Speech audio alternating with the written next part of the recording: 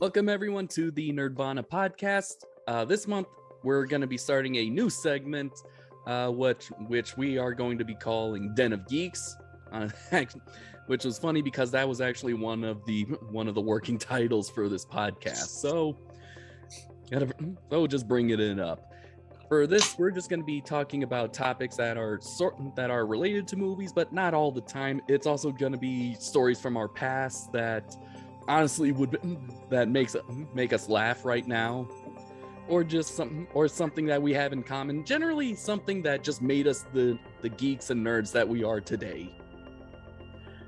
And so kind of on the heels of the last movie that we talked about, and of course because of the recent movie by Pixar, Turning Red, we're now going to address. We thought it would make a nice introductory episode to address this question: is animation exclusively for kids? No. Podcast over. Agreed. No. Podcast over. Okay. See you guys. We'll see you next time. That was quick. Yeah. Yeah. All right. I got painting to do. Okay. Well, why? I'm just gonna say this. Okay. Short answer: aesthetically, yes. Long answer: no. It's not exclusively. No. Okay. First off, I don't know if people forgot, but I'm pretty sure Betty Boop was not made with kids in mind. Oh, you just. Oh, no. No, it wasn't. Honestly, I don't know what was the reason for any of those type of cartoons, the Fleischer cartoons, as well as the Walt Disney. Maybe they were made for kids. I mean, you had the whole noodly and rubber arms, that kind of thing. But you did get, well, since you brought up Betty Boop, I do have a video that's actually loaded up, but we'll just bring that up later. So, all right, so that's just the intro, like in the 30s. But somewhere along the way, we seem to have gotten the idea that animation is mostly for kids, and can play. Correction. Not we. Just one generation. One generation? one generation who try to push down their opinion onto others. Yeah, but wasn't there ever a time, Tyler, when you just wanted to not have anything to do with any of Disney animation because you thought it as like too kitty-like? No. Because I've been there. No, because I found anime. All right, fair enough. Okay. But Tyler, I'm glad. I mean, John, whatever my co-host names are. Yeesh, a long day. Do I need to wear my Walmart name tag? Oh, it's Walmart now. No, that was my previous occupation. Still have that if you need to distinguish me. He's a hoarder. That's why I have like 20 box cutters from Walmart. No, but John, I'm glad you brought up Disney because I thought about that a lot. Now, preface, I grew up in the early 2000s, so I was a little naive at this time. I didn't grow up in the Disney Renaissance, but I did notice, looking back, the sheer crap that Disney put out in the early 2000s. Don't get me started on Home on the Range. No. I was going to bring that up. Sure. It ranges from crap to good enough. Okay. Let's all preface this. Right Okay. Let's all preface this. 2000s wasn't bad. I mean, we had Treasure Planet, we had Atlantis, and we had Lilo and Stitch. Lilo and Stitch. That's a good one. Which was directed by the team that gave us How to Train Your Dragon. Yes. But aside from that, especially a lot of Disney stuff in the early 2000s ranged, like we said, from okay to bad. Okay. Let's ask the better question. Why are people thinking it's for kids? This is kind of why I think the short answer is yes. I think it's because of the bright colors that are used. It's almost used to they almost exaggerate it, especially going back to classic Disney. From Snow White, Pinocchio, Bambi, and Disney, even during the 90s Renaissance, still used some of that. Like, those were some very rich colors, and kids like colors. That's also the reason why they liked Ninja Turtles and Power Rangers.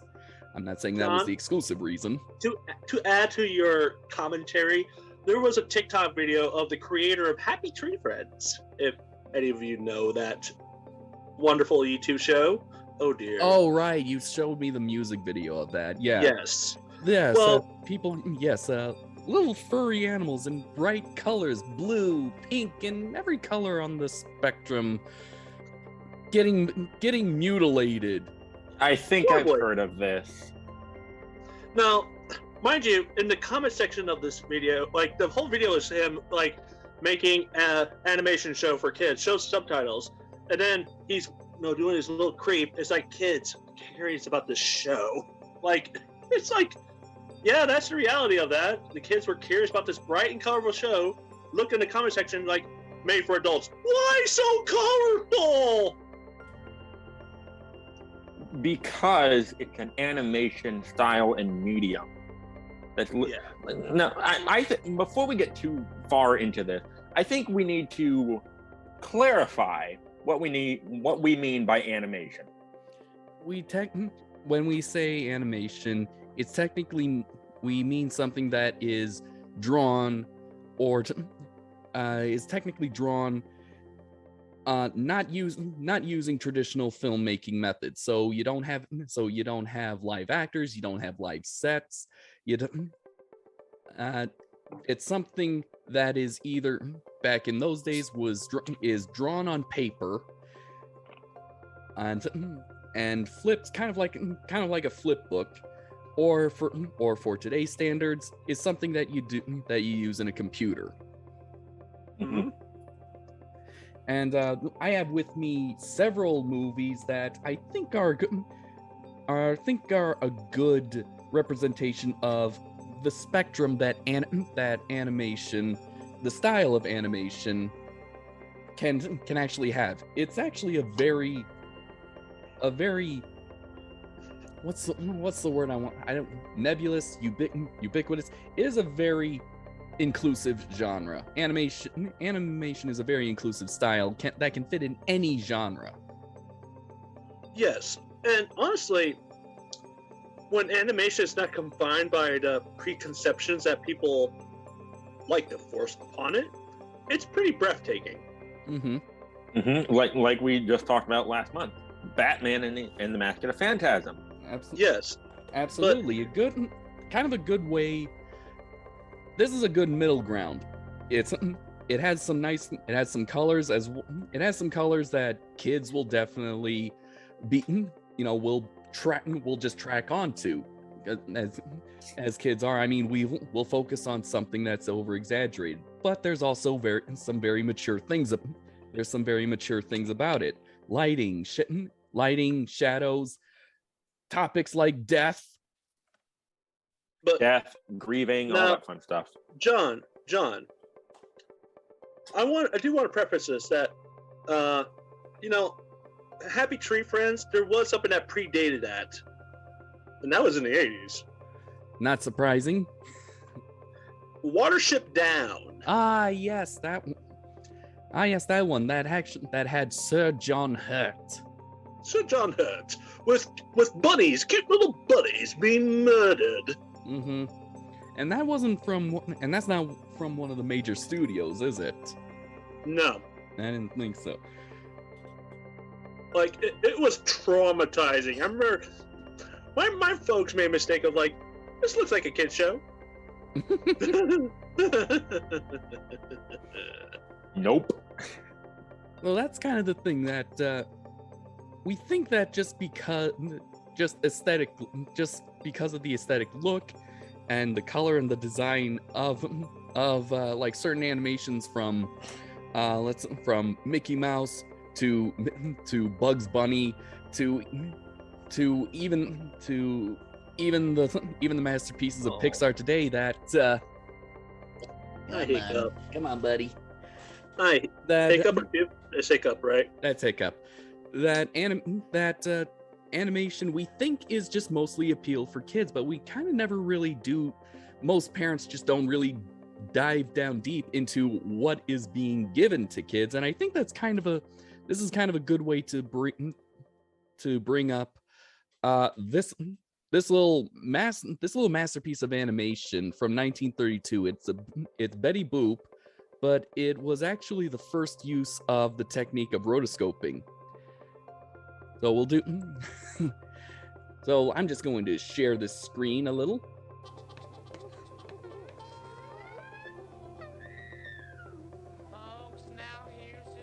Oh boy, who went to hell? Is that Jamie Heineman? No, this is actually Cab Calloway. Huh. Oh, Jamie Heineman. It took me a while to figure that out.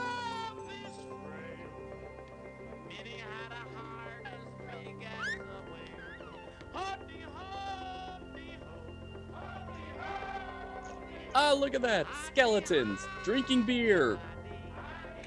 Spooky, scary skeletons and shivers down your spine. Wait, when did this come out, John? 1932. Oh, middle of Prohibition. Oh yeah. And during the Depression. Well, no wonder people were drinking. Yeah, I think it only got people started attaching the image of kids with cartoons because it was color. You don't really get that image with black and white. Yeah. Look at true.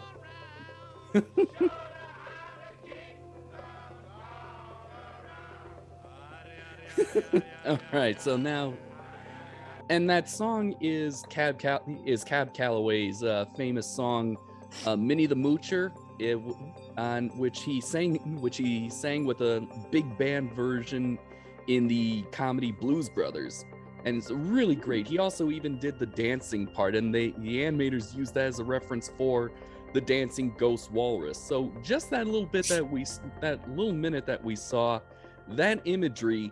And I mean, if you were a parent who saw this, it was like, oh my God, this is for kids? Nowadays, would you think that nowadays? Nowadays, I would say, who says cartoons are for kids? Yeah. True. Because that's just me. Because I don't know. Like most people can't go by my curriculum, which is I've watched animation and anime, both same thing, but Japanese animation as well as Western animation, and like Japanese animation has more diversity. It does. It really does. They're really not shy at what type of stories they can tell, and what topics they can also, and what topics they'll cover. Ian, there was a horror animation, Groundhog Day style. Ooh. Okay. Oh god. It's also a murder mystery. Are you gonna at least add a little bit more to it? Let's see. Well, if you ever cares about Higurashi, go check it out. It's otherwise known as When They Cry. Yes. The full Japanese title is Higurashi no Naku Koro ni. And basically, I love how someone reviewed this. It's like you left two people in a chamber. No, it was a looking glass. You left for like 2 days. You come back, they're both dead. You're both mortified, but you're kind of curious how it led up to this. So you repeat the experiment. Because literally, the first episode of each arc leads with the death of one of the castmates that's going to happen later on. It's literally foreshadowing.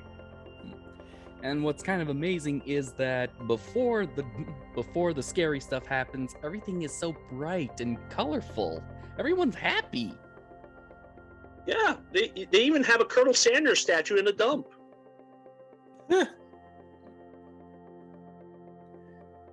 But I'm doing some quick research over here to try to help us through this topic. Okay. Something I immediately thought of before we started doing this and have been mulling over is Saturday morning cartoons. Yeah, that would probably be another factor. So I looked this up on encyclopedia.com. Saturday morning cartoons have been an integral part of the American television scene since the 1960s. Saturday morning is unlike any other time of the programming week in that the viewing audience is more monolithic than any other. At no other time do so many stations broadcast such similar material for an extended period of time, all aimed at the same audience. I will make an argument on that. There was commercials of Fred Flintstone smoking. Yeah. Actually, well, keep in mind, this was the 60s. Yeah, 60s. Yeah, 60s. And we're talking about Scooby-Doo and shit, like zoinks, I have the munchy Scoobs. Let's see, we all know that came out in the 60s as well. So let's see. We all know what's going on in that machine. Let's see, the only mystery is where's the money coming from? Right. Gas alone for that gas guzzler. And let's see, let's see, there was the Flintstones, there's the Jetsons, there's Scooby-Doo. There's some of all the basically anything Hanna-Barbera. Anything Hanna-Barbera. There's also its knockoffs of Scooby-Doo, like Jabberjaw and Josie and the Pussycats. Well, you gotta realize the reason why Hanna-Barbera worked so well was it cut so much corners, reusing the same frames. Yeah, that's why it's always. That's why Disney does that too. Why the looping background is kind of a hilarious joke in some modern animations. Yeah. Like literally, they're reusing the same frames for the running animation. Like anything to do to cut frames, it would do. Although it wasn't as bad as He-Man, where it was 2 frames a second. Oh yes. Or how about Tyler? What about Captain N, where they were too lazy to even draw the background? Yes. But no, like let's reminisce the post of why can't it be like old animation movies? Ah yes, the brave little toaster and that clown and the fireman. Good God. And I thought Oh God, way to remind me that I'm afraid of the Joker. Oh yes. Oh yeah. And I will. Hey, fun fact: the Brave Little Toaster is literally the prototype for Toy Story. Yeah, it kind of is. Yeah. John Lasseter was on it. Oh. But that said, hey, remember The Secret of Nim and how creepy yet eerie it was? Ah, yes, good old Donnie Bluth, ex-Disney, who actually went on to find it. Let's see, several partnerships with either Warner Brothers or Universal, mostly with Steven Spielberg, gave us classics like The Secret of Nim, An American Tail, All Dogs Go to Heaven, and The Land Before Time. Don't forget Anastasia. I won't forget Anastasia, but The Land Before Time, which featured, of course, the ever kid-friendly moment when Littlefoot's mother dies. Yeah. And let's not forget, most Disney movies that have death of a parent, it just kind of It's kind of a minute or two. It's kind of off screen, and there's really not much interaction. Like, okay, Bambi's mother dies, and Bambi gets over it in 2 minutes because spring is here. Mufasa dies. Oh, we're sad. 10 minutes, Simba's running, and we have no time to be sad. And Hakuna Matata. Yeah. But no, Littlefoot sees his mother side. Does he get over it? No, it takes like 20 minutes before an old little dinosaur tells him, "That's life, son. We all have to live with it." Oh yeah, not only that. I mean, he actually has a moment with his mother. Like there's like dying breath. He hears his mother's dying breath. And I remember that part where Littlefoot thought it was his mom. It was his own shadow. Yeah, that's another thing that I will say, the quote unquote kidifying. I hate that use of let's use sterilizing of modern animation. The sanitization. Yeah, the sanitization is scrubbing out all of that, because that's important for kids to see.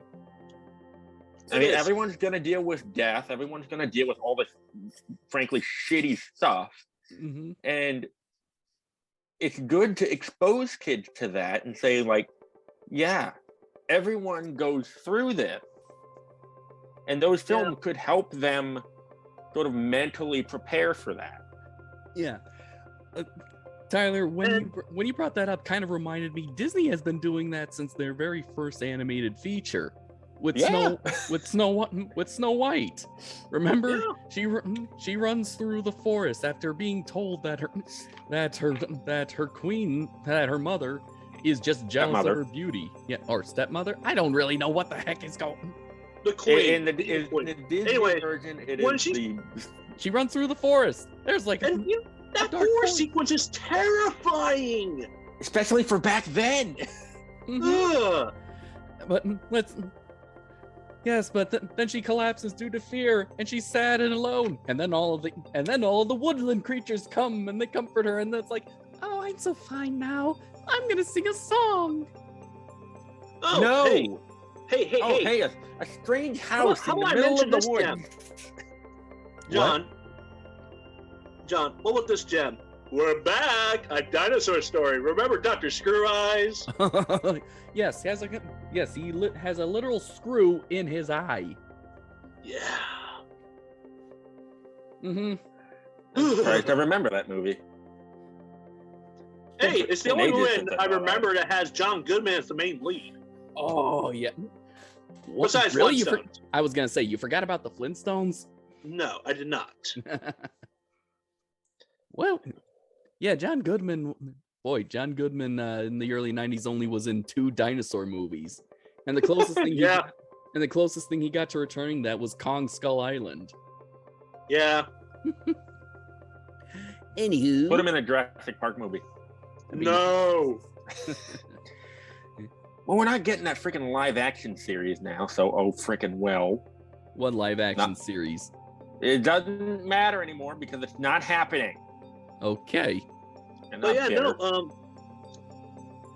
and here's the thing, like, John, they are constantly rehashing our childhood for every new generation. Oh, good God! Don't even. Yeah, don't bring. Boy. Do not. You don't need to bring up the live-action remakes that Disney has been doing. Like, I'm not talking about that. I'm not talking about that. I'm talking about, like, we had 1987 Teenage Mutant Ninja Turtles. You know what else I grew up with? 2003 version, which is more darker. Yeah, me too. But honestly, I'm okay with that because they're trying something different.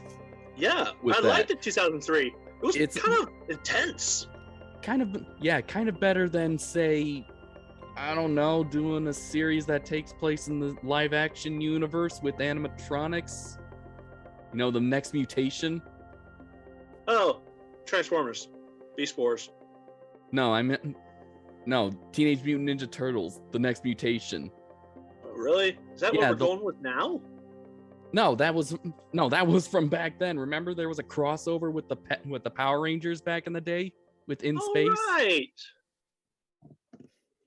Oh man, but yeah, no, it's like they were doing a reboot, like kind of rebooting everything back when I was growing up in high school. The transitioning from middle school to high school, Transformer Armada, which was like Pokemon. Gotta catch all those mini-cons.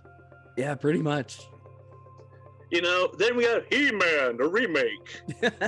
Oh, geez. It never really occurred to me what the heck was so important about that intro that just interrupts Prince Adam at the intro. But when thank God YouTube decided to come around a few years later, and then I came across that, I was like, oh, now I get it. And it would behoove me to not reminisce the possibly biggest crush I had in high school, Kim Possible. That's a throwback to my childhood. Uh-huh. I mean, okay, let's be honest. Redhead. Well, it seems our co-host John has a type. Well, yeah, he married her. My point. He married a redhead. Yep. But yeah, no, it's like it seems like they sanitize, but they have to come up with creative and new ways to make animation stand out. In fact, here's an interesting thing, and John, I want your thoughts on this because someone was trying to tell the reason why Korra failed, and I do believe Korra failed because of this. Nickelodeon only decided to give Korra one season before they decide, we need one more season. After that season did well, we need one more season, rather than plan it out from the very beginning what was going to happen. I do not doubt that, because me personally, I felt that Korra should have at least been one season, but that's only because that satisfies my OCD of they finally doing a chapter that kind of ends the four elements. But the funny thing is, someone said, isn't that how most shows should be doing it? You gotta plan for one season rather than plan out in advance of the season. I'm like, that's kind of missing a point on planning ahead. Mm-hmm. Yeah, and we'll get into this sort of vein when we review Jurassic Park 3, but you generally want to have your series semi-planned out. Mm-hmm. I mean, yeah, you can have it wrap up at the end of the season. Yeah, sort of like. But you also want to leave some threads open. Yeah, sort of like what Marvel did with their movie universe. Let's see, they would announce some. They announced some films that would be premiered, but then they'd be put on the back shelves. They would take in some movies that they would have to write in to kind of fit in, and it does very well. And then it all got wrapped up in Endgame, and it just felt so very satisfying because they weren't planning like every single step, but they were planning moments that were important. They were important points. Well, yeah, I feel like a person is missing a point of how to write a series because you just don't end a series after one season. You don't just like wrap up everything on a nice little bow. No, you kind of have to tell a story in an arc. Can you imagine if we defeated the Fire Lord in season 1 of Avatar? Even with 20 episodes in that one season, that wouldn't have been enough build up. Yeah. No. Because especially for a big villain like that, you gotta build it up. And we wouldn't have met Toph, the most awesome he's badass the best part of the series. That's the only reason why I stuck around was because of that little demon. Blind badass. Yes, that blind badass from hell. The boulder is conflicted about using his strength on a defenseless blind girl. Sounds like you're scared. Sissy. The boulder is no longer over his conflicted feelings. Hey, John, fun fact. Mick Foley did that. Who? Mick Foley, WWE legend. Oh, a WWE legend didn't voice a character that is a parody of The Rock. Yes, you would know him as Mankind. No, I wouldn't, because I didn't really follow wrestling that much. Aw, man. Dude, if it wasn't Nickelodeon, I did not care. Yeah, now there's another thing.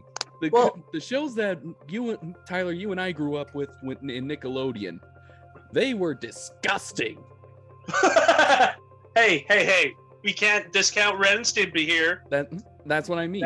They were Nickelodeon. Nickelodeon in the 90s was the barf age. It was the messy age. It was all about the slime. Oh, it was all about gross out humor. Mostly burps, actually. But actually, fart in a kid's show. Yeah. I do have a proposition for you guys. Would you say that animation has almost faced a similar situation to gaming in the early 90s, where people believed games were just for kids until Mortal Kombat came around and they were up in arms, raising their pitchforks and torches?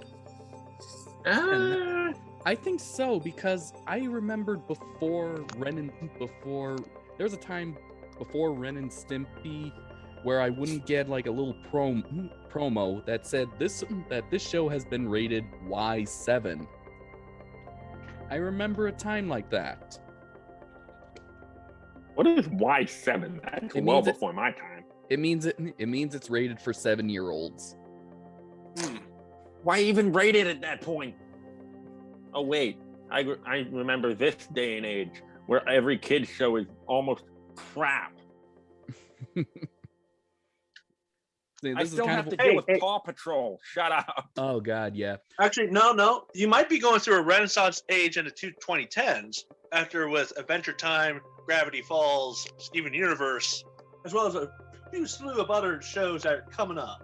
Sort of. They were telling good stories. Dragons. Yeah. Yes, Dragons. Remember that series? Didn't that cut? Let's see. The first two seasons that were on Cartoon Network. Yeah, those were not generally. Those are more kid-friendly. But they still tackled important topics. And honestly, considering the background of both of our channels, we gotta talk about that. Yeah.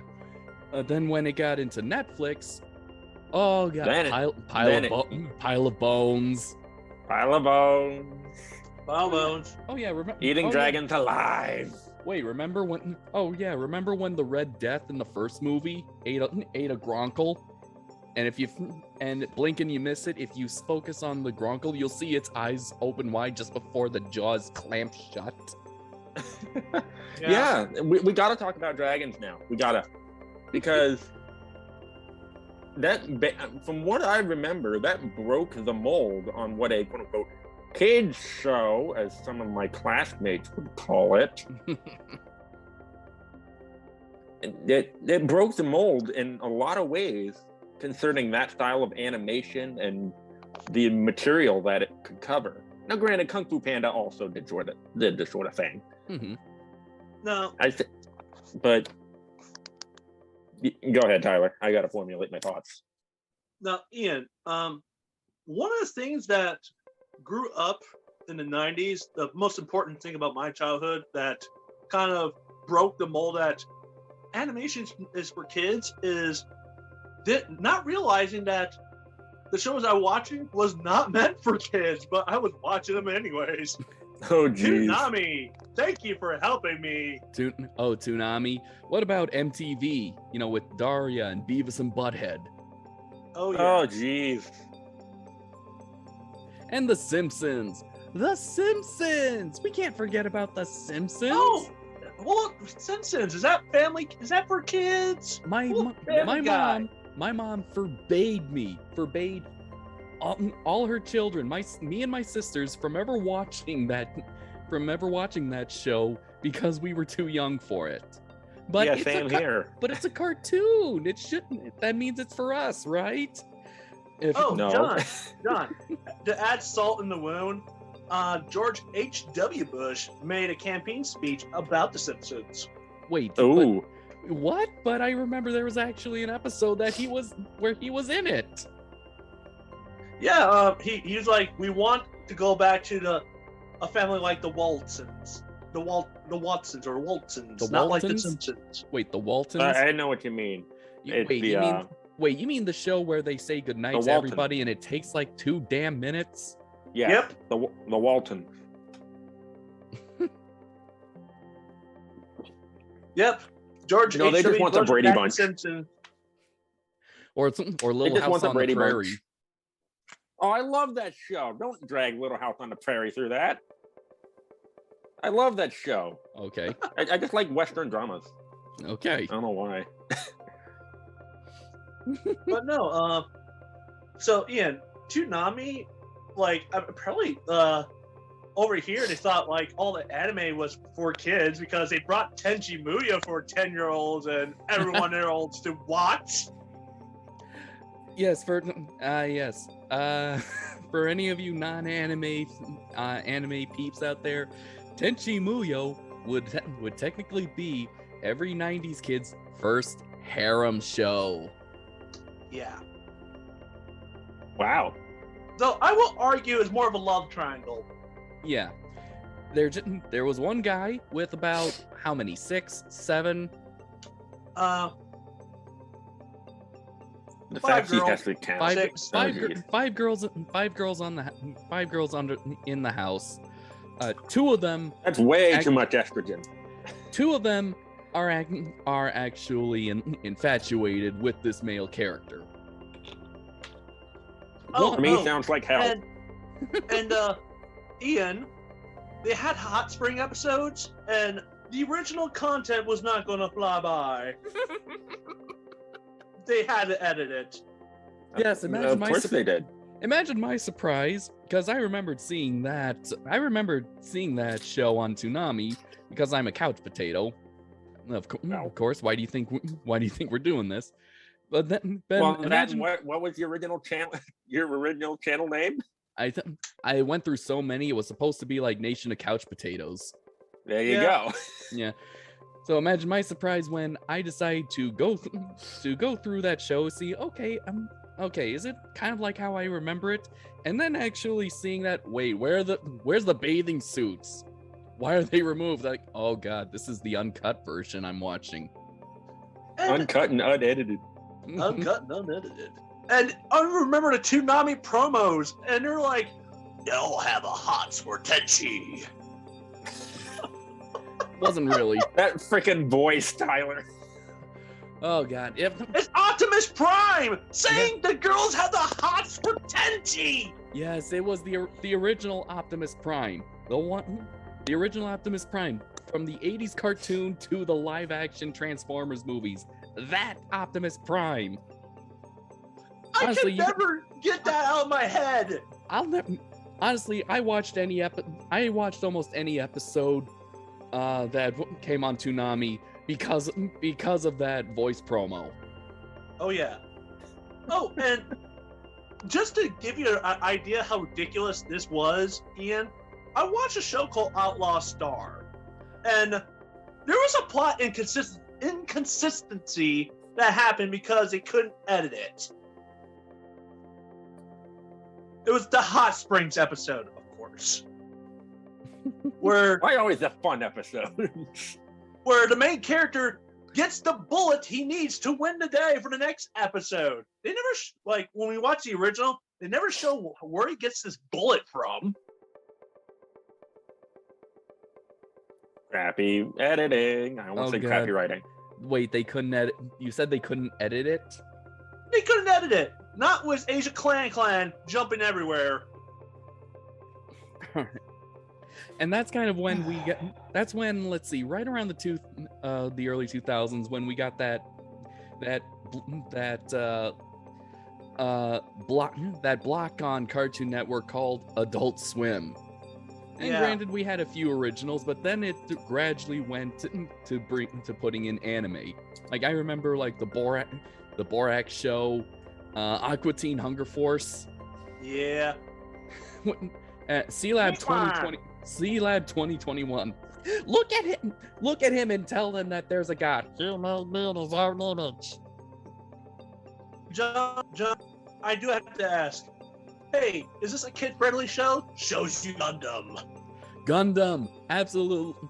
When edited, yes, pretty kid friendly. If you can get by all the exploding shuttles with people on them and pilots whose last words before they die are "It's a Gundam."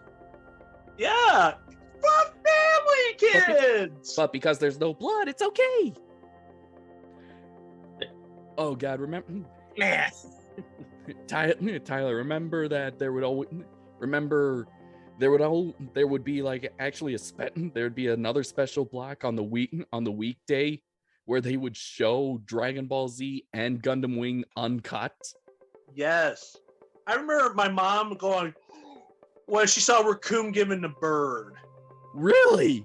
Oh God, cool. I missed that. Raccoon giving the bird to Goku. And the reason why I remember this fondly because I asked Mom, we're going to go to Grandma's, and I asked my sister to record this on our DVR that we just got. I was so stoked because I want to watch Dragon Ball Z. We get home for Grandma's, and I'm watching this, and she just walks in just as Raccoon flips the bird to Goku. Of course she does. Of course. Isn't that how it is for an anime kid? It's like, oh, this is so amazing. There's so much good story, good animation. Mom comes in. It's the one part you don't want them to see. The worst timing. Isn't that how it always goes? Yes, it is. Oh God. I couldn't. They did not make. They tried to stop me from watching Gundam Wing because I happened to watch the uncut. I watched the uncut version where they say, granted, it's not as funny as you, but they heard when the character says, "Damn." They say, yes. Oh my God. Yes, an 8-year-old is. I don't want my 8-year-old son to hear that. So it really, it really just kind of confused me so much. It was like, did I hear that right? Because I watched the episode again during the actual afternoon block, on Toonami, and he doesn't say "damn," he says "oh man." It's like, what? Oh my God! And especially when the hero, escapes from this bed that he's kind of strapped down to, he usually using nothing but brute strength actually frees himself. And he's covered in blood. Mm-hmm. There's no blood. I don't get. Sorry to interrupt. I have to bring this up because it bothers me to no end. What is the fascination with blood in these kids shows? Like, why don't they want to show that? Because in any form whatsoever. Red stands out against a colorful backdrop. It really does. Well, yeah. And also, We can't traumatize the children. Oh my god! Living through the past several years has traumatized the kids more than showing them blood. Yeah, pretty much. And also, kids are going to get scraped. They're going to get cut. They're going to get hurt. They're going to get hurt regardless. So they're going to see blood. So just censoring it is not going to change a goddamn thing. No, kids are dumb and they do dumb things. They get hurt. And when they get hurt, they're now smarter for it. Unless they die because they do it again. Now, John, how shocked are you to know if Disney were to release a movie now that shows a character smoking? How shocked would you be? Not shocked at all. No. Now, actual character smoking. Oh wow. Now, what do you mean now? Oh, today. So using tomorrow, I'd be like, oh, I'd be like, okay. Because nice. The last film I know that has smoking, Atlantis. Oh yeah, the one everyone forgets about, but that the one deserves a live action remake. Yes. Yeah. That's right. Mainly, everyone forgets about that because it came out. And the other Disney movie I remember that has smoking is Oliver and Company. Yeah, Oliver and Company, The Great Mouse Detective, which again, Hometown Hero was involved in that movie. But yeah, which also so The Great Mouse Detective, that also had its moments of traumatization and scary imagery, and I would not trade that for the world. I wouldn't.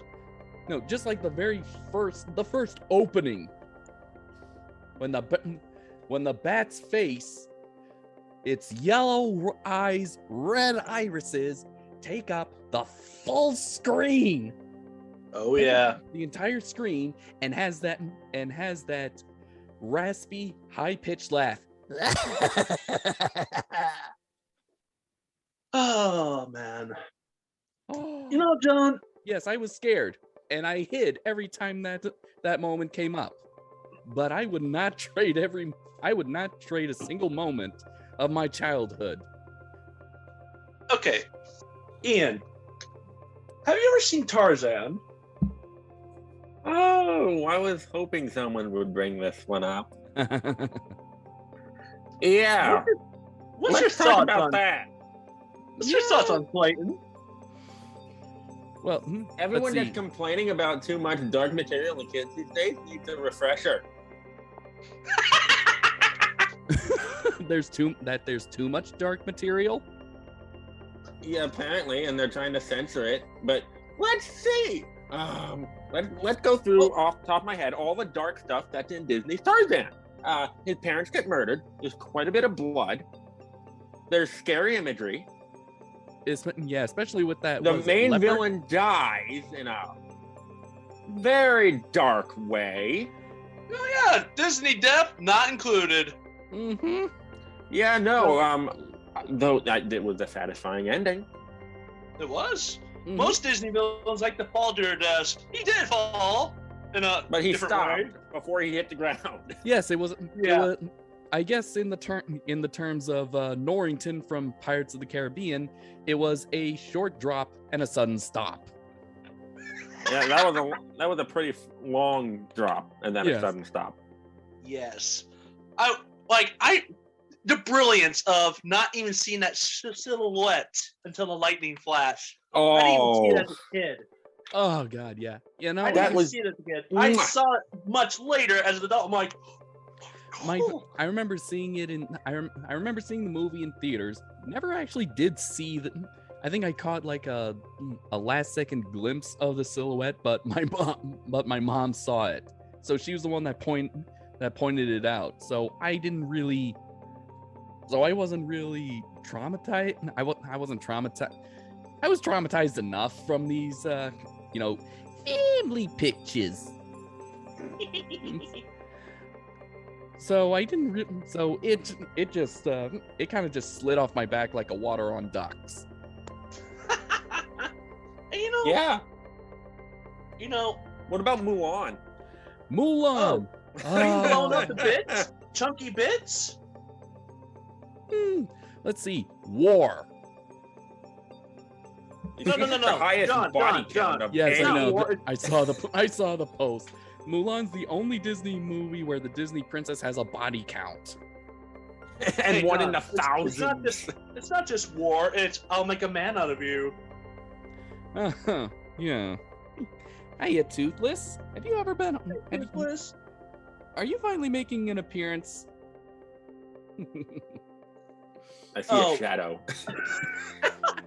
Guys, I forgot. I found a post that someone was arguing with a mythology buff that Zeus only had one kid named Hercules because Okay. he Oh, saw the Disney movie. Oh God. Wait. Was this on YouTube? Was this on What? YouTube? Because I remembered. Because on YouTube, someone uploaded a video about what Disney's Hercules gets wrong about Greek mythology. Oh, the mythology guy. Yes. I just And- watched that the other day. And okay, it's easier to list who isn't a son of Zeus. Or Uh-huh. a kid of Zeus, because he also had Helen. Yeah. Let's see. Honestly, that sort of remind me. Let's see.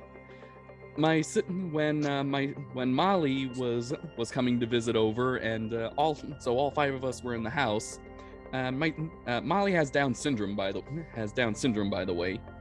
So my oldest sister Mandy, puts in Pocahontas, and honestly, that's another movie that's actually that. Yes, the colors kind of appeal to kids, but the topics are definitely more adult. But I remembered saying that, I remembered trying to rewatch this movie and I couldn't get through it. She asked why, and he goes, "My inner critic was coming out." And if she had said something about it, you thought it was crappy because it wasn't accurate. I go, no, if that was the reason, Disney's Hercules would actually be higher up on the list for inaccuracies. But hey, being inaccurate does not mean bad. Let's look at Notre Dame. Let's look at Notre Dame. Ooh. Let's also look at Princess and the Frog, Oh yes. Yeah. which I think What? is it's been a while since I've seen that, and I think it is unfairly looked over. It Oh, is. yeah. It was basically Disney's last, hurrah for traditional anime. Second to last, there was also another Winnie the Pooh movie. Yep. Well, Now, Frollo is the most best Disney villain in all of history, in my opinion. Okay, I would have to agree with that. I'd also have to put Dr. Facilier as a close second. Yes, but nothing to compare to hypocrisy of a villain who believes he's righteous, but he's also wrong. Yes. in so many ways. Not only that is that his song Hellfire While very catchy and has many good covers. Oh yes. as not only that, but you have hell in a Disney movie. Right? The word, Okay, guys, Hell is it- this, it's like I couldn't believe Disney was touching this with a 10-foot pole. No, they weren't touching it with a 10-foot pole. They were getting all over it with their hands. This is I never that's a thought Disney would touch dark-ass this with a movie. 10-foot pole. they could not touch that sort of topic today. No way. No. Especially when they wouldn't even use the word they won't use the word gypsy. And let's not even mention that, people could say it's not accurate to the book. I'm like, they can't. Everyone dies. Yes, everyone dies. The only person that lived only a couple people lived, and one of them was the goat. Yeah. You want to know the whole focus on the original novel is the cathedral. It's basically whole the focus- cathedral is the narrator. The cathedral is the character. The whole focus of the original novel was how the church is full of hypocrites. Yeah. And they sort of did touch on that quite a bit in the movie. Yeah, they did. So good on them, but they can't do that now. No, they can't. And honestly, Hunchback is severely underrated, in my opinion. It's actually You never hear anyone talk about My it. only little gripe is the 3 gargoyles, but I think that's most people's gripes. Yeah, I could have done without that, but that it turns out that they were real. Yeah. I would have loved it if it was just Quasi's imagination. well, yeah, he's been isolated his whole life. You would think that him sort of losing it and trying to cope. Mhm. Yeah. Oh. But no, like, freaking, I was so happy to be alive in the Renaissance age. It was like the perfect time to be alive, to live, see all these wonderful animations, Anastasia. Oh, yes. No, The Lion King. the Lion King. Such a good. That was a movie that had scale. Yeah. The funny thing is, people thought the Disney's execs thought Pocahontas was going to be the That was going to be the magnum opus. the hit. The magnum. Yeah. No, Not really, no. it wasn't. Not even for the It's okay. historical inaccuracies. It just did not do well. It was a good movie, but it just doesn't hit the right notes. It was made too far ahead. Yeah. Can you I mean, people believe were that getting the- bored of the Disney Renaissance at that point. Yes, and that's Can what my you inner The Lion King was made by the B team, and Pocahontas was the A team. yeah. That's why I said that my inner critic was kind of coming out when it came to Pocahontas. It was pretty much the same thing as the previous Disney movies. A princess that does not conform to modern society. You have two side characters that are comedic relief, and they're most funny when they kind of quarrel with each other. So it's like, what's different? What is different? To be fair, John, you weren't alone. Most people were getting what's the word I'm looking for? They were noticing the same trends in each Disney movie. The "I Want" song. Yeah, that's standard, and Disney Renaissance. Mm-hmm. So Disney needed to go to a different direction, which they tried with Hercules. Yeah, varying-ish. They tried to appeal to every demographic at once. What's funny enough is that the team behind Aladdin and Little Mermaid, they agreed to make that movie just so that they could do Treasure Planet, and what they made was essentially a big satire of Disney as a whole. Yeah. Let's not sugarcoat it. Hercules is just what happens if you do the genie as a whole skin cover of a movie, because it was breaking every fourth wall. Absolutely, yeah. Yeah. Hey, Hercules Nike shoes. Mm-hmm. Now that doesn't mean that there was a Hercules time when action figures. there was a time when Herculade. Hercules. Now, okay, there was a time when I did hate it with a passion, and I don't, but I kind of appreciate it a little bit, because at least the people who made the movie kind of understood its origin. I mean, it's almost kind of like there's bits of a Greek play, which when I was my time as a theater student, we actually had to learn. We did have to learn those tropes. You know what makes why I like The Little Mermaid and Aladdin, as well as Hercules and Treasure Planet, John, is actually most admirable that anyone from Sioux City can get up there in Disney. Yes. Ron Clements, he's the hometown hero. Yeah. Who ended up directed two of the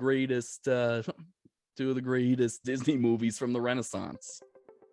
Yeah. Viewers don't expect seeing John work at Disney. Don't expect it, because until they get their crap together, I'm gonna refuse. What about DreamWorks? Now, Maybe the funny DreamWorks. thing is, so let me bring up a topic. The fact that the Black Cauldron had to be edited because it was too dark. Oh my gosh, the Now Black Cauldron. Now that I'd be interested in seeing a live action remake too. How are they going to do that? See a live action remake. I also want to see the uncut version. Me too. Ooh, I good want luck to with see that. I want to see what they cut out.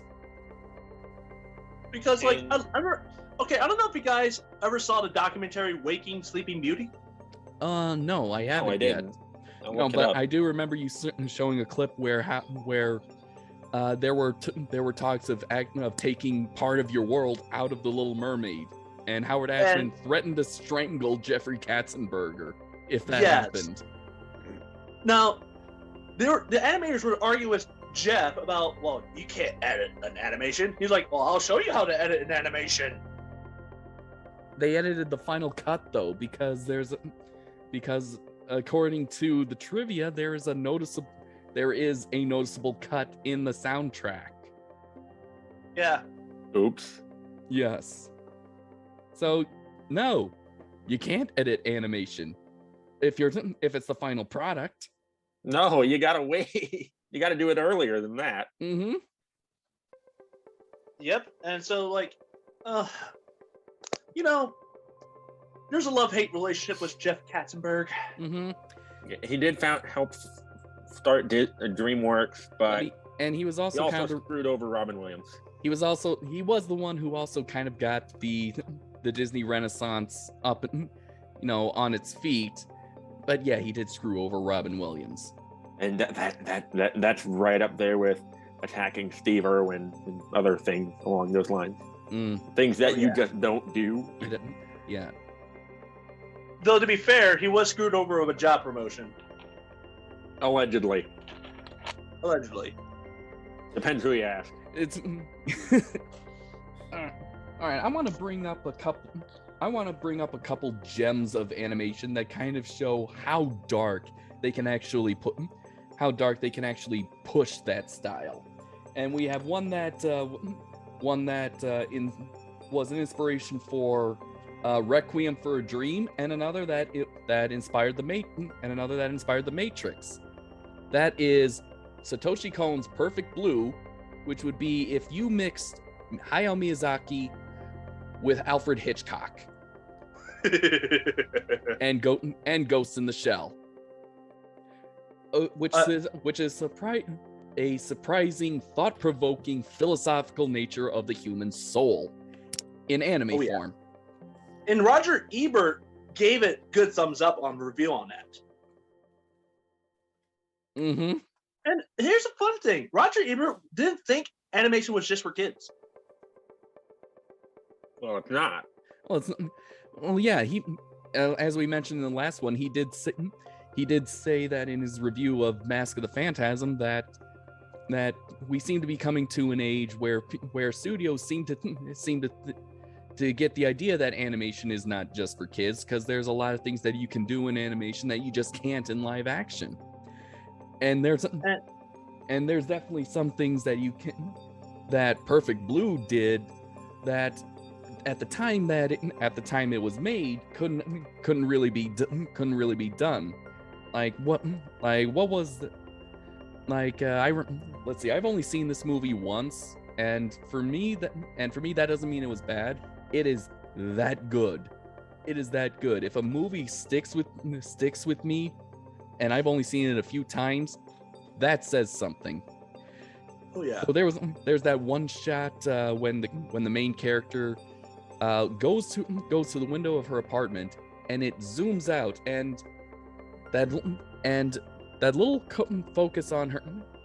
Tyler, you know what I'm talking about. That little focus. I know what you're talking about. That little spot of where it is animated, but then it zooms out, and everything kind of looks like it's real. Yeah. Now that's really something you can't do in animation. It sounds like a goof, but it really fits the theme. Also, that level of zoom you couldn't really do, at least get the look of it without the right lens, or say a drone nowadays. Yeah. That's not even to mention that there's certain Ghost in the Shell shots that would be almost impossible without today's technology. Mm-hmm. And Ghost in the Shell is also not really shy when it comes to the human body. Oh no! In fact, that's actually the main core of the themes. Someone I'm surprised we haven't discussed. Tim Burton. Tim Burton. I have a couple of his movies, but it's not in my pile. So, yes, his art style is definitely unique. It's, let's see, what's the word? Macabre. Macabre. Yes. Yeah. Definitely. Here's actually, I'm surprised we didn't talk about this earlier about clay animation. Oh, absolutely. Stop motion. And not just, Nightmare Before Christmas, so that is a classic at this point. Yes. My favorite's Coraline. That actually wasn't... It's not Tim Burton, though. That wasn't Tim Burton. That was... No. Henry Selick directed both Nightmare and Cora. Mm-hmm. Good. But even so, God, remember the pitch meeting? How did that pitch meeting go on YouTube, Tyler? It's like, oh, so you got an animated movie for me? I remember. It's, yes. Oh good. I'm gonna call my little girl. She's been wanting an animated movie. Hi pumpkin. Daddy's making an animated movie. Yeah, it's about a girl named Coraline that goes to a different world where people have buttons for eyes. I'm gonna call you back, sweetie. I'm sorry, what? Yes. And that's our point. You can do really dark and twisted stuff with animation that frankly don't see too much anymore. Not only that, but there's honestly an impossible angle. There's an impossible shot that even with drones cannot be done. And I think it's one where there's this high shot where it starts from the top of the table and it follows the train and it goes into the tunnel to finally just to land on Coraline. Even with drones, you can't get that shot. You can't get a shot like that, no matter how much you practice. And let's not to think. Like, someone asked me, what's the point in having a button sewn onto the eyes? I'm like, well, you know what they say about the eyes? The eyes are the windows to the soul. They have no soul because y'all need Jesus. Hmm. I thought we weren't really gonna bring up religion in this, John. That was your rule. I broke my rule. I'm sorry. I couldn't help myself. You have been forgiven, my son. Say your 4 a la carte Satan's prayers, and you'll be forgiven. Oh, Crimson Fucker, please do not fuck the fear turkey in front of me. I don't know what that's from, and I don't want to know. Moving on. But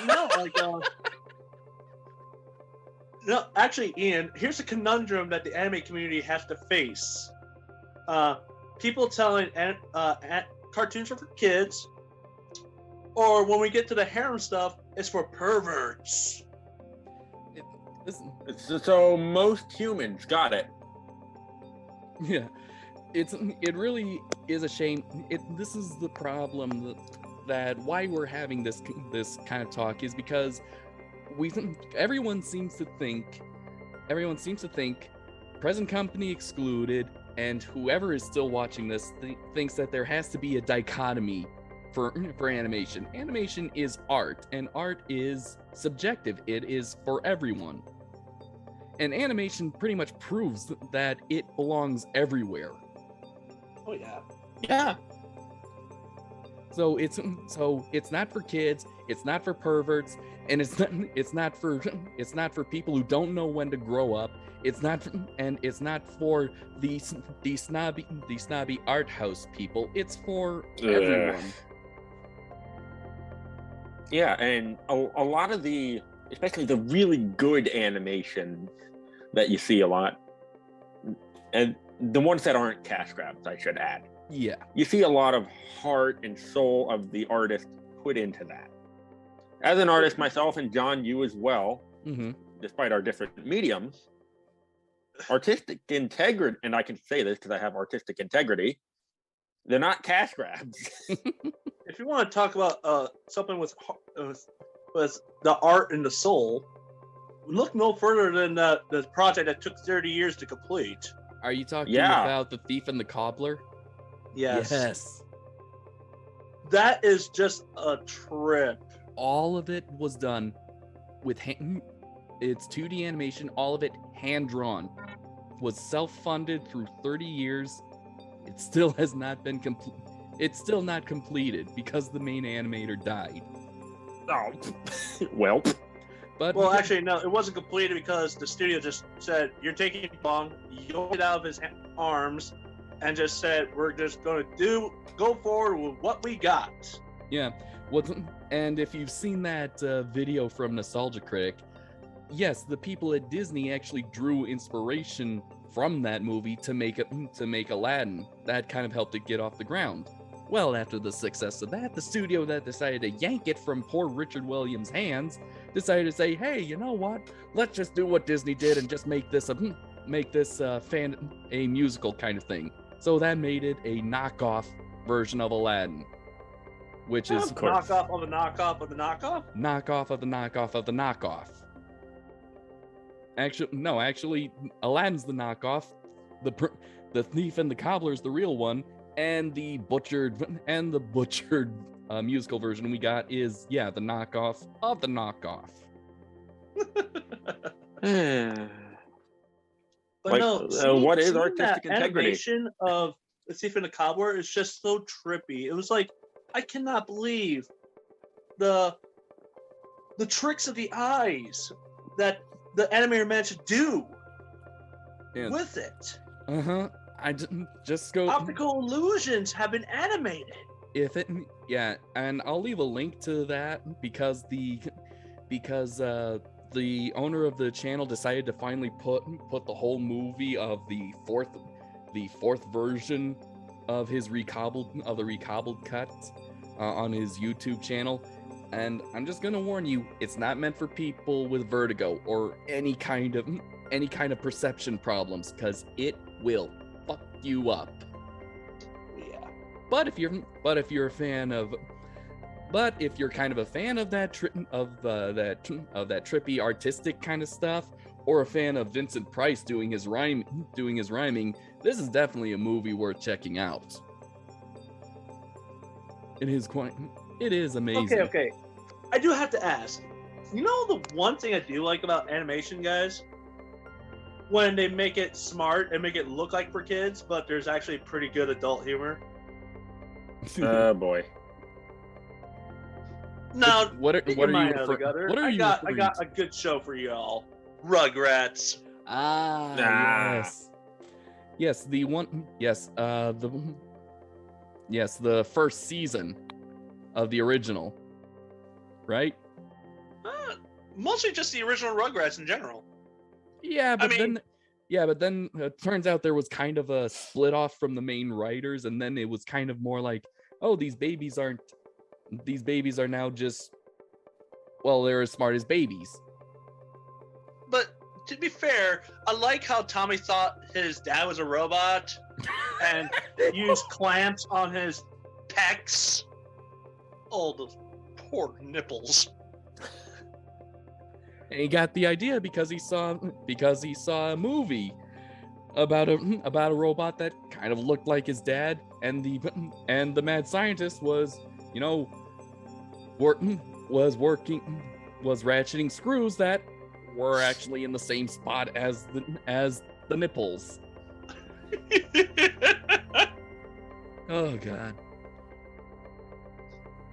And okay, come on, John, the Bob Father. Huh? Rugrats in Paris, the Godfather. I don't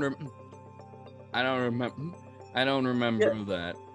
Yes, Angelica's like, so Finster, you come talking to me that you want a new mother. Was that in the? I can't remember that. it's been a long time since I saw that. Yeah. Since I saw that movie, it did not leave as big an impact on me as the first Rugrats movie did. Oh God, you mean Tommy tried to kill his brother? Yes, by pouring honey on him and leaving him to the wolves.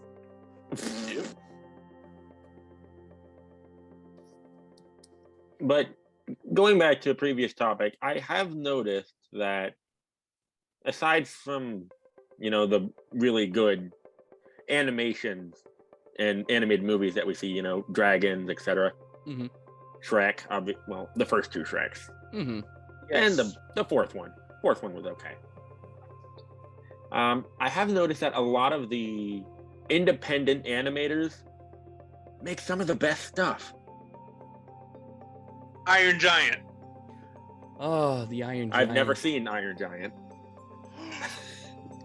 What? I have not seen that in a long time, but I do own it.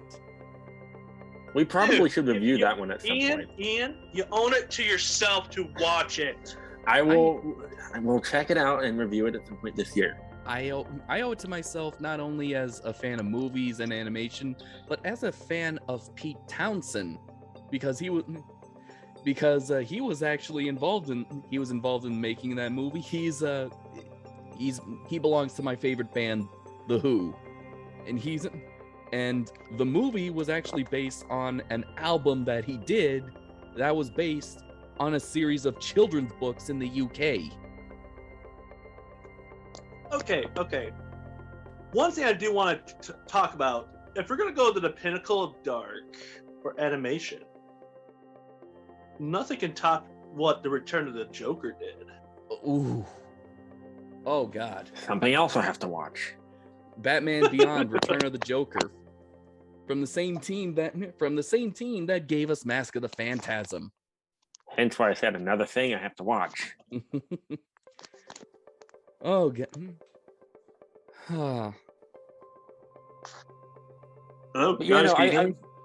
Yes.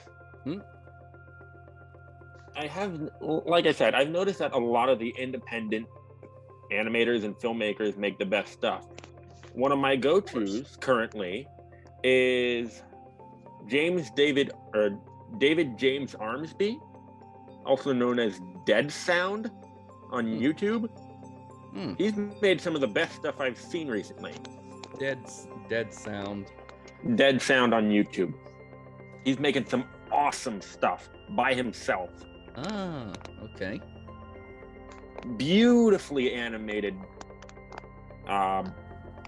in the animated short films. Most of them 3D in Blender, but in the style of 2D.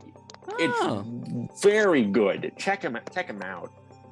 All right. His Dinosauria series he's working on is nigh on perfect. Of course, these dinosaur ones. Of course, but he's also done a lot of different ones in the past, which for a single guy is remarkably impressive. Mm-hmm. The stuff he's done, and I can definitely recommend him. There's also a bunch of other short films and stuff on YouTube that are just so impressive that one person does, just in Blender or whatever software they use. Mm-hmm. Stuff I can't even imagine doing because I am not an animator. I'm not much of an animator either, but I do have Blender, and I'll definitely use it for 3D modeling. But it's another one of those free softwares that honestly is now letting people make the movies that they grew up with without having to spend thousands and thousands of dollars on it. Yes. That's what's amazing. Tyler, earlier today you brought up you called me and brought up another short film that was pretty dark. Kind of like your screen right now. Yeah, well, my phone's on, it's 3%. So you're trying to, so you have to charge it. All right. So, Ian. Yes. Have you ever heard of the short film called Alma? No. Ooh. Okay. I don't really want to spoil anything to all those people who haven't seen it. I do recommend you check it out. John will give you the link. Mm-hmm. Yes, link down below, and just so you know, it is a little dark. It's pretty dark. I'm okay with that. And no, I'm telling that to the listeners. Also, well, that doesn't include me. Fun fact: it was created by a former employee from Pixar. Yes, let's see. Rodrigo Blas.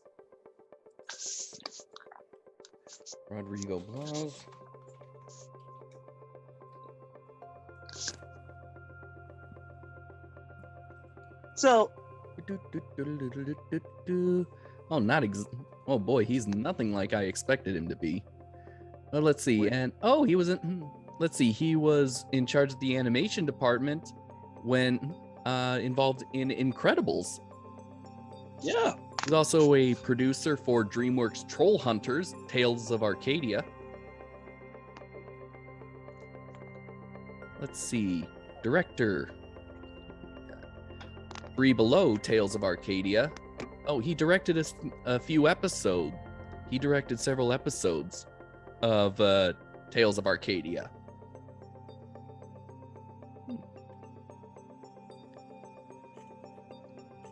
No, he went from Pixar to working with DreamWorks. Or at least Seems whatever. to be what a lot of people do. Yeah. And what's that? Oh, there's a photo of him with Guillermo del Toro. Ooh.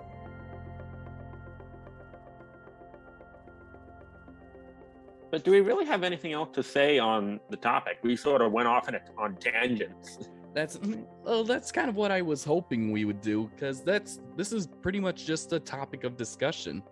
I do stand by what I said, that short answer, because of aesthetic and colors, animation can be seen as for kids, but in the big picture wise, no, there's really nothing childish about animation. It's pretty much can fit in any genre, be it horror, drama, comedy, romance, anything. Yeah, actually, if you want, I could dredge up memories of Disney doing a rare form of, things that people probably forgotten about, such as Donald Duck working for Nazis. Oh, geez, all Yes, the war propaganda. Yeah. Yes, but they don't want to show that because of that imagery, even though technically it's supposed to be a dream that is showing the kind of I'm proud to be an American. The insanity of Nazism, really. Yeah. Not to mention that, oh God, John, I just had a resurgence of memories. Alvin and the Chipmunks movie. Which one? The first movie, the one where they went around the world. Oh, geez, I remember that one. Right, the Chipmunk Adventure. Yeah, the Chipmunk Adventure, like Woogie Boogie. Yes. Woogie Boogie. I'm afraid I wasn't paying much attention to that movie, because I only saw it once. Are those cannibals? Not to mention that, oh my God, I'm just now having a resurgence of suppressed memories of animations that I didn't want to remember. Oh, boy. Pound puppies. Pound puppies. Yes, let's go to the pound. Why? Why would you want to sing that? No. Interesting enough, John, do you remember a short little Disney short named Little Toot? Yes, I do. It's like a tugboat. Yeah, that was one of the earlier Disney package films. The theatrical features they would put out during during America's involvement in World War II. What was it? I think it was in Melody Time, because you brought because you brought that up some time ago. But yeah, like even Disney, but what's your point with that? Like even that short actually had like a form of propaganda, which is again showing that cartoons are not for kids. How so? Basically, it's telling this little Bo to be like his dad. Because in the lyrics at the end, you made your daddy proud, you have now grown up, little toot. Okay. So, yeah, it's basically, it's kind of a weird way to tell kids, be like follow the family, I guess. Though I think we're not talking about the elephant in the big room here. The big elephant. The biggest elephant. I'm not really following your logic. What elephant in the big room? Song of the South. Oh, that one. Oh, there it is. Oh, okay. I was considering bringing this up. Honestly, I've never. Song of the South. Honestly, never seen it, so I can't really give my opinion. You can't see it. It's very hard to find. Oh, Ian, you want to know how I came about this movie? I didn't even watch the movie. I just know the song because my parents bought this little keyboard thing that would play a song from a Disney thing, and it happened to have Zippity Doo-Dah. I remember that song because that was one of the first songs of this one tape that we had that was like this charity concert that had this charity concert thing for for cancer, raising money for cancer, and it had a lot of guest stars from like the Olsen twins to the baby Sinclair from the Dinosaurs. And that was like the first song that introduced the whole performance. That's how I know that song. I think Paula Abdul sang it. Ooh, yeah. Song of the South is It's a sore spot for Disney. Yes, it is. Yes, a black mark on their record. And that's saying something. Yeah. The one of the big things I like about Warner Brothers is that they'll still show that stuff. They'll show that They're stuff. They're not going to censor over it. Yeah, they'll say that this does not reflect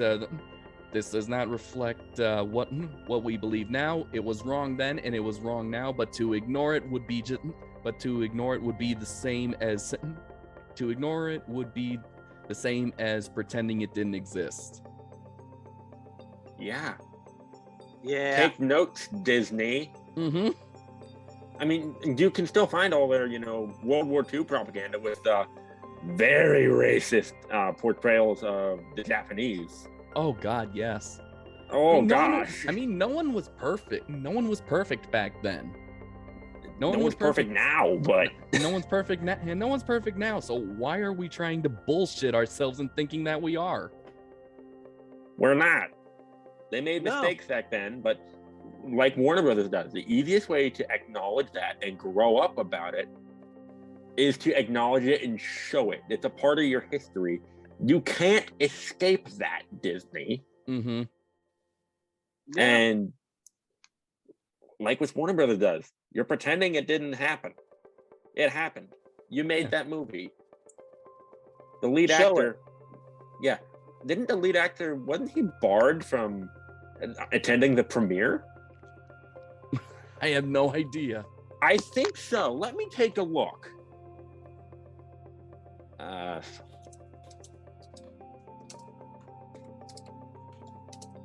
yeah, it's like,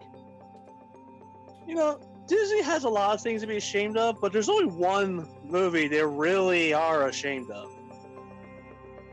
It seems only one. Only one. Really? Only one in all the things that you've made and all the things you've done.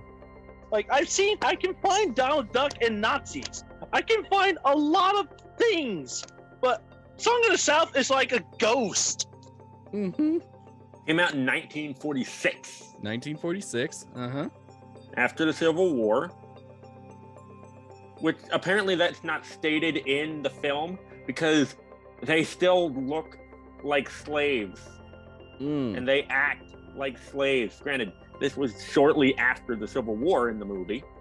So obviously things wouldn't change that much, but apparently it was never said during the film. So I mean, I'd be surprised if they acted much differently. It was supposed to happen after the Civil War. No, there's some behaviors you just can't erase like that. Especially that quickly after.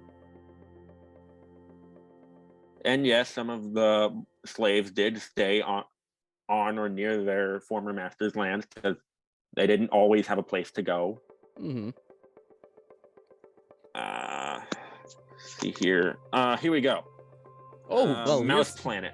Oh, wow. Well, here's something. When accepting her award as a Disney legend in 2017, Whoopi Goldberg expressed the desire for Song of the South to be re-released publicly to American audiences in its entirety again, either digitally and on disc, and stated, "I'm trying to find a way to get people to start having conversations about bringing Song of the South back so we can talk about what it was and where it came from and why it came out."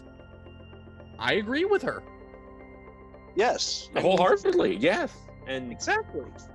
I agree with her. I would like to see, it is a curiosity, and the more Disney keeps trying to push it away, the curiouser we're gonna get. I mean, it's just like what George Lucas did with Star Wars.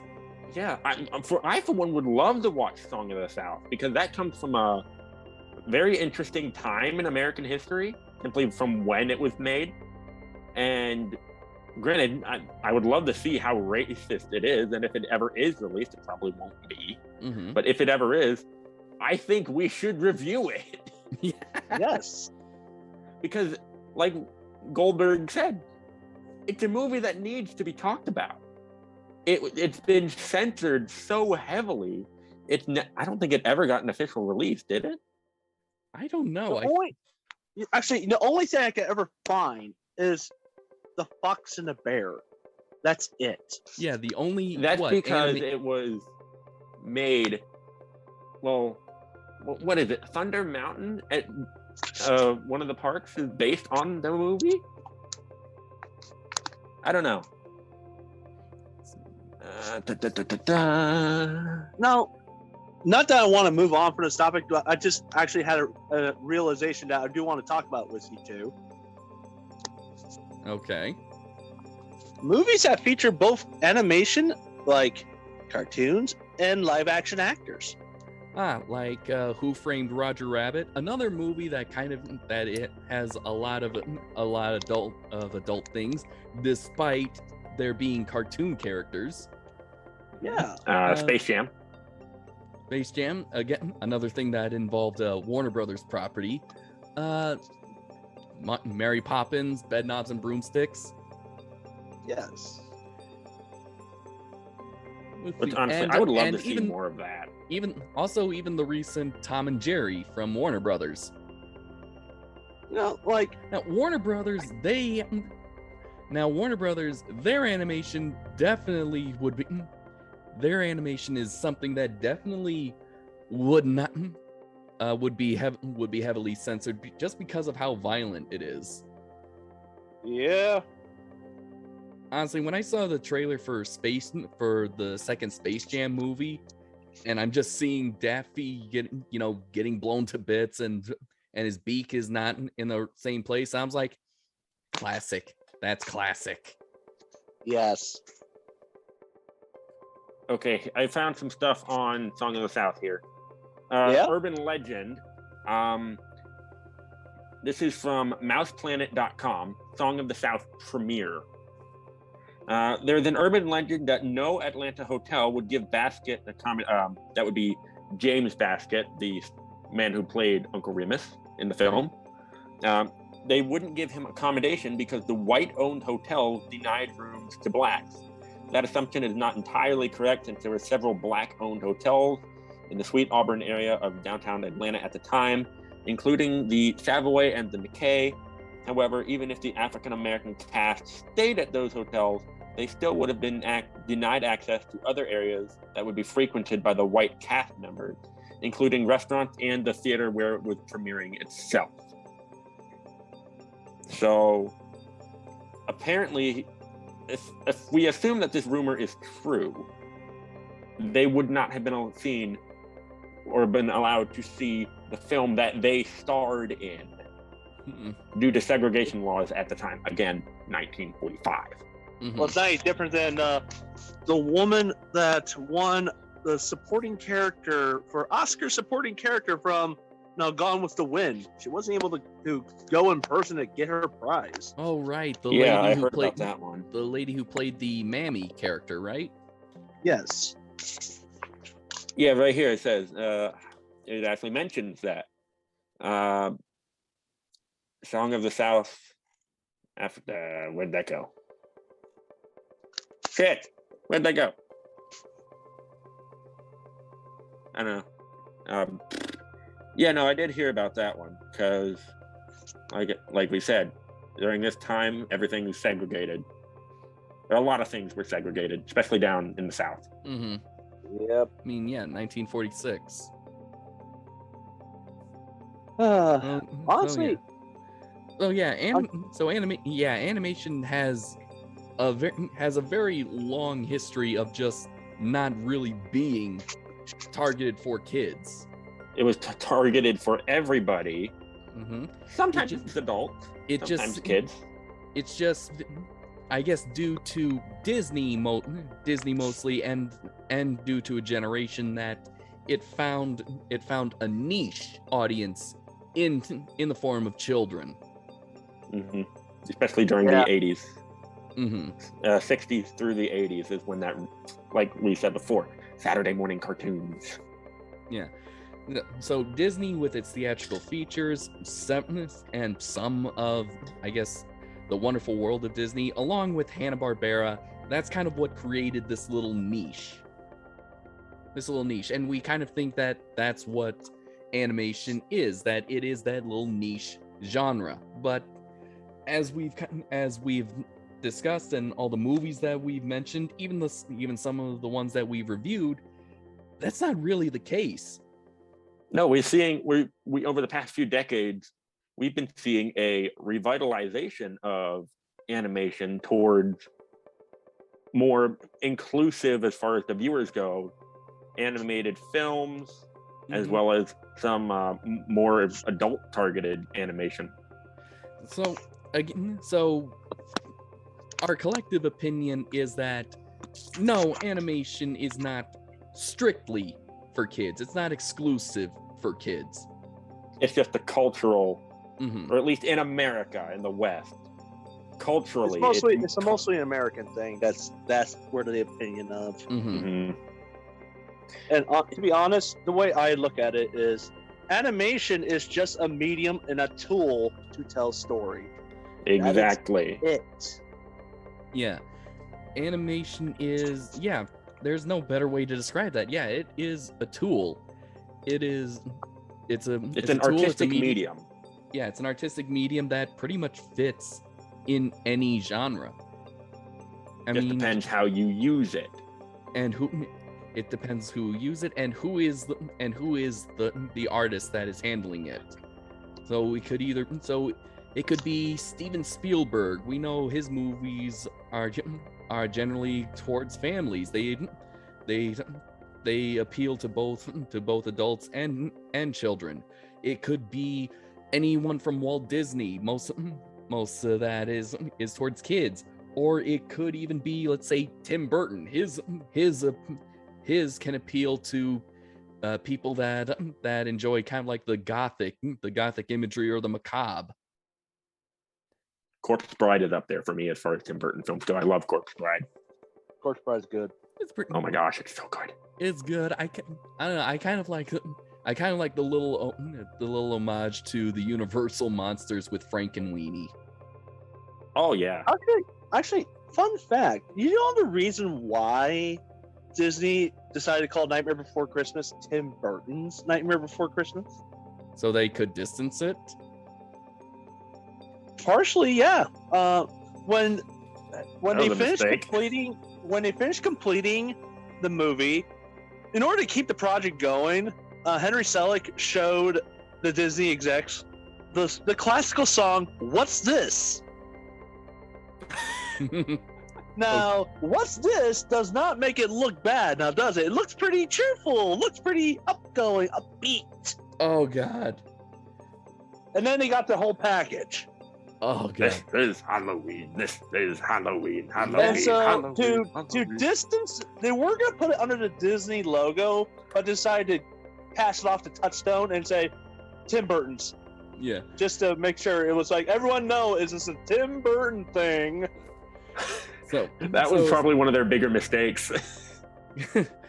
So Henry Selick pretty much just used an underhanded tactic to keep the movie going.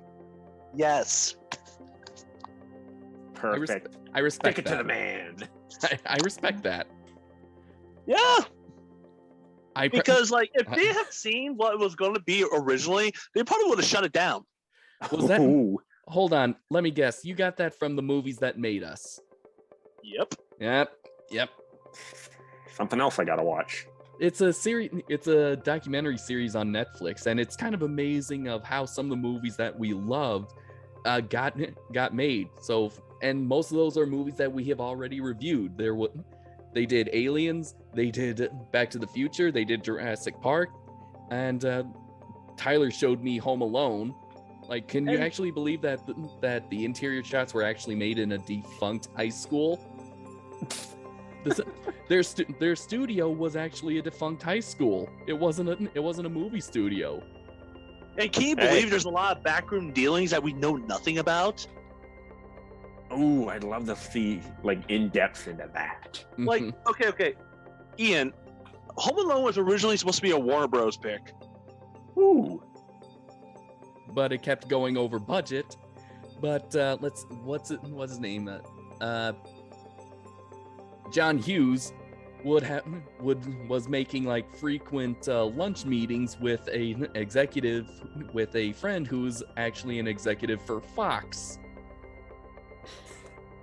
And so they were talking about kind of the problems that they're having with Warner Brothers not shelling out any money, until eventually came like, okay, you just tell me when they give you the call saying, pulling the plug on the project, and we'll take it over. Sure enough, when Warner Brothers called saying that, yeah, here's what we're gonna do. We're actually going to pull the plug on your movie. So if you could tell everyone in the studio to just shut down production, that'd be great. So what? All right. So the guy who was going around telling everyone, saying that, okay, pack it up, movie's over.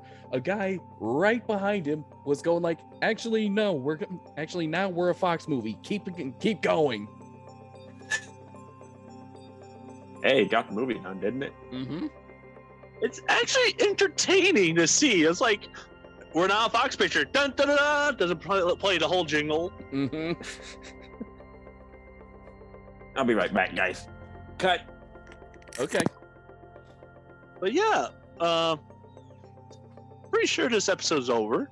Yeah, I'm pretty sure it is. Let's just wait till he gets back. Okay. But this was just a fun conversation. This is a very fun conversation. I think we can kind of end it with sort of our usual how we usually end our movie review episodes. I give this a 5 Roroni Kenches out of 5. No, not that. I say like, I'd say like what's actually your favorite one? What's your favorite animated movie? Oh my god. Dude, you're asking me to give me at least a 3-pick option. Okay, your 3 favorite animated movies. Ooh.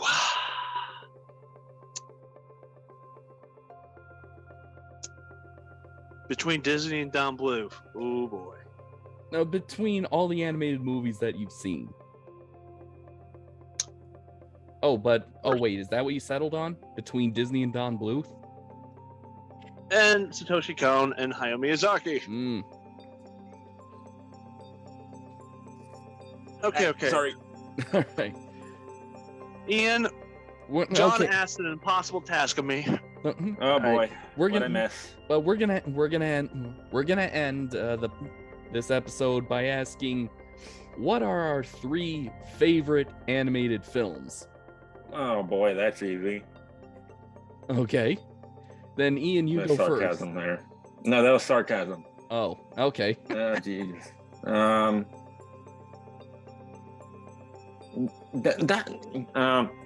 So any animated film.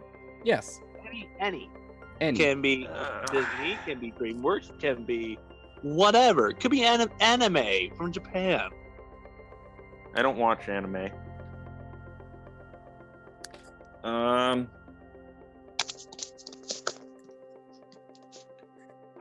Unfortunately, they haven't made an animated Aliens movie yet. Get on that, please. I'd love to see that.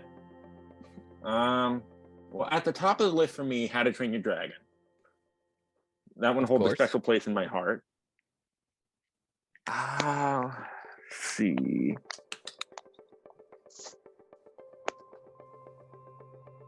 Secondly, would probably have to be Shrek, I suppose. Another DreamWorks. Okay. Another DreamWorks made a lot of my childhood movies. Okay. Fair enough. And third, drawn a blank on third. Let's see. I guess Corpse Bride. All right. It's not my favorite Tim Burton movie, but it's my favorite animated Tim Burton movie. All right. He had a live action one I'm a big fan of. He had a live action one? He had a live action movie that I'm a huge fan of that we got to talk about one day. Is it? Well, it's not Charlie and the Chocolate Factory, is it? No, Edward Scissorhands. Oh, right, that one. I was also kind It's so good. Right, that one. I was kind of also thinking Sleepy Hollow. That one's good too. It had Johnny Depp. Mm-hmm. And Christopher Walken. But no. Okay, my top 3 animated movies. Ooh. Spirited Away, Perfect Blue, Ooh. and drum roll, Beauty and the Beast. Ooh. Because one actually won an Academy Award. The other was the first nominated Academy. And the second one was just so mind-blowing on how to use animation as a medium. Oh yeah, Perfect Blue. That is something that you have to prepare yourself for by watching the Satoshi Kon's other 3 films, because that is something. It is life-changing. It's kind of scarring. Oh yeah. Let's see. So for me, and these are more personal for me. It doesn't mean anything else is bad, but all right. It would have to be The Lion King. And these are in no particular order. Just to get that out there. Castle of Cagliostro. I honestly love how I love how fluid the animation is for most of it. There really is a sense of weight to everything. And third, let's see.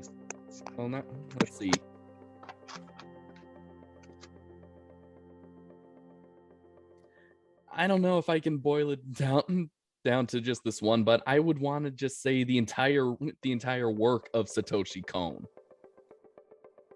Because he is not limited to one genre, and he tells such great stories through animation. Oh yeah, he does comedy. He Just act like thriller and horror. He did romance, and he does sci-fi. Yep. And he only has made 4 films. Mm-hmm. So I feel like Satoshi Kon is really just a great embodiment, is the perfect embodiment of what animation can do, and just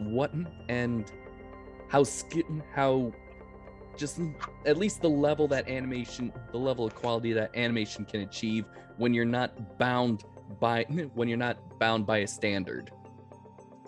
Mm-hmm. So so with that, I think, I can't think of anything else. So I think we're going to end the first episode of Den of Geeks. Do join us for the next time we meet. We're just gonna be talking about any stories that happened in our childhood. Oh boy. Yeah. So, and it's not just going to be discussions like this, guys. We're going to be doing a whole bunch of different stuff. Games. I'd like to see John play Alien Isolation. Oh god. Yes. You would also like to see me play Phasmophobia too. Yes. I'd also we all got to play that together. I'd like it if we could play the new Rift Tracks game that was just released. So it'd sort of be the same vein of what we do now. We talk about movies, but now we can make jokes about movies. Mm-hmm.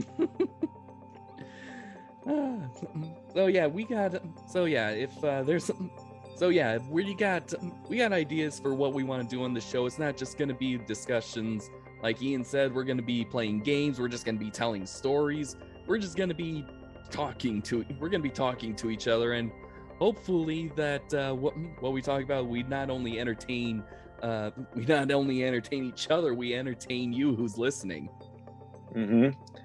And don't worry, the reviews aren't going anywhere. We'll be doing reviews as well on the main Nerdvana podcast as well.